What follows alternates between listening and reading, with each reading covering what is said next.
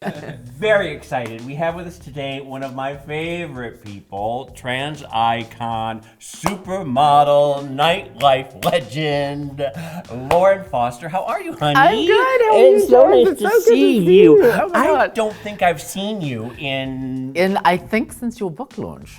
Okay, because I was thinking it was like the 90s. It was probably... No, it was at your book launch. Okay. You signed your book. Do you remember what you signed your book? No, what did I say? You said the most beautiful freak I've ever seen. Oh, no. I was like, I thought, I God, meant that with you, all no, the love I in know. the world. I know. I didn't take it, Personally. I said, oh, James said that. Okay, cool. I want to talk to you a little bit about your website, because that's really exciting. And you, what's it called? JustAnotherGirl.org. JustAnotherGirl.org. And it's tools, and it's what? Tell me a little bit. It's tools. It's for trans resources. It's tools. It's beauty advice. It's spiritual advice. It's about love. It's It's a little bit of, It's a convergence of a lot of things, and includes my story. I do want to talk a little bit about the Lauren Foster story, because you have quite a story. I do. Indeed. You transitioned when you were 18. And this was back in the 80s, Well, or 80s, late 70s. Late 70s, early 80s, Right. when it was a completely different landscape. Completely. You Yeah. didn't speak about it, unlike now. you Right. know. But you never spoke about it. It was something that you just, went about your business and went about your day and went about your life. So you were. It was very secretive, and you didn't. It was kind of secretive, yeah. It was sort of. I don't want to say shameful in any way. No, there was no shame involved Right, at okay. all. At all. It was, I kind of didn't speak about it. I just did it and went about my life. And I started modeling. I never really spoke about it. And then I did Vogue, and then I was outed. You were the first trans woman in in Mexican Vogue. In Mexican I Vogue. don't know if ever. I don't think ever in Vogue. I think maybe there was somebody before me in Europe. So they shot it and didn't realize, and they ran it shot without it, realizing. yeah, and I don't even know if they know now, because it was in Mexico. I lived in Mexico City at the time, and the story came out, and it was nothing happened, and then a model and a photographer sold my story to Reuters, I believe.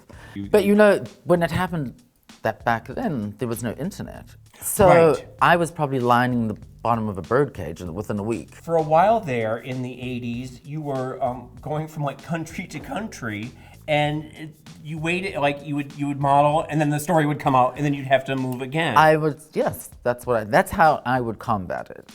Because I'd be like, I was working in Athens, and then one day my booker said, one of the girls from Luxembourg said that you're trans, and I was like, oh, okay.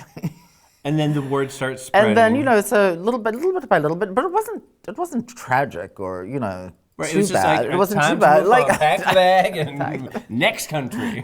You started working with Jeffrey Sanker. I'm staying with Jeffrey. You're actually. staying.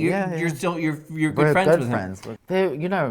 He is such a great party thrower. Yes, He's like some of the parties and events that he's thrown. I mean, you don't see those anymore. Right.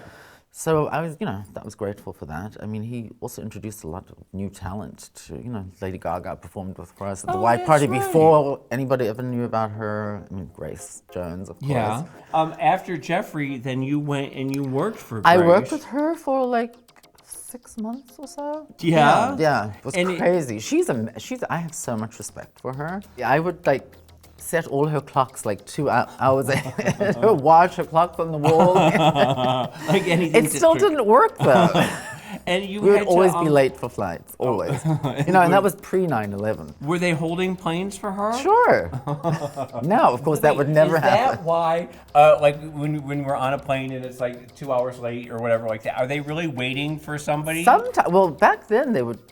I mean, they would wait for her. Now that would never happen. And you used After to have 9/11. to sleep with her. Like she made you sleep in her bed. When she wasn't with somebody else, when Right. she wasn't with a guy, like Yeah. she would want me to keep her company and stuff like that. It was fun, And you would have like a little, just sort of a pajama game. like girls' night. When you used to model, I saw something where you used to eat raw, like bad shrimp or That something. story will haunt me for. What was that? What's going on?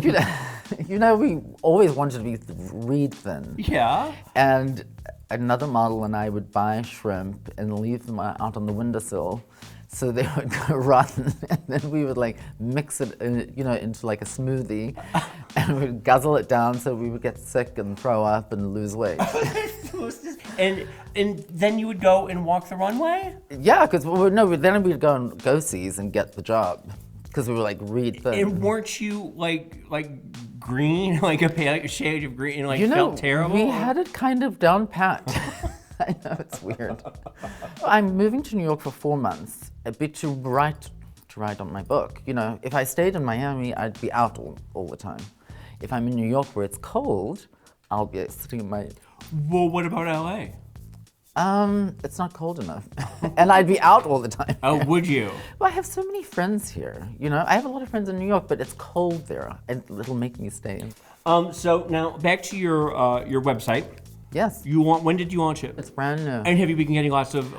It's so amazing because I get emails every day from young trans kids, from grown adult trans people. You know, that makes my day every time I read little things that they send in because they love the site. You are now bountiful mother who has. I'm kind of like providing resources and things that I wish that I had when I had transitioned. Because there's a lot of providers out there that are providing stuff that's not good for them. Right. Like black market silicone and stuff like that.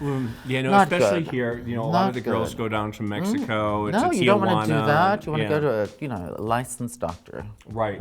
And you were saying that even today that you were going to go talk to a young girl. I actually am meeting with a 18-year-old girl this afternoon. We're going to have lunch and talk about her transition and hopefully help her. That's really nice. Yeah, I mean, that's the rewarding part of this whole site. You know, it actually started out being more about my book, and then it became a site for trans resources. And my friend Marianne Williamson inspired the spiritual part of the site, because she always said that the spirit has no gender.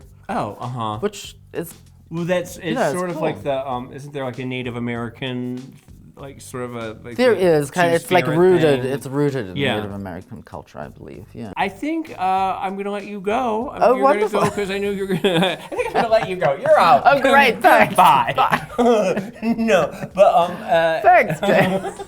I think I'm going to let you go. Did you record that? What? Lauren, it's time for you to go. I've had a wonderful time today, Lauren. It's been very nice to see you again. Thank you, James.